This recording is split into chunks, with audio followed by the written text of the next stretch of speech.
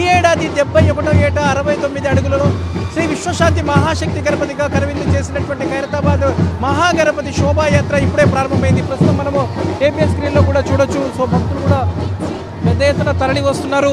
So Khairatabad గణేశుడికి వీడ్కోలు పలికేందుకు గంగమ్మ వడికి చేర్చేందుకు కూడా భక్తులు తరలి వస్తున్నటువంటి పరిస్థితి.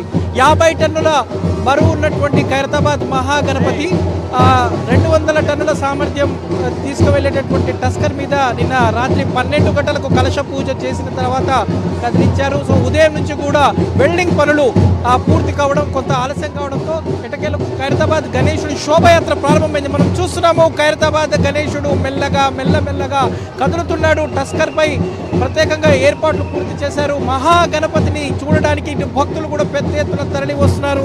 జై బోలో గణేష్ మహారాజ్ కి అంటూ కూడా గణేశుడి నామస్మరణతో ఇటు ఖైరతాబాద్ అంతా కూడా మారుమోగుతున్నటువంటి సిచ్యువేషన్ అయితే మనకు కనిపిస్తుంది చెప్పవచ్చు. ప్రస్తుతం చూస్తున్నాము ఖైరతాబాద్ మహాగణపతి శోభాయాత్ర ప్రారంభమైంది.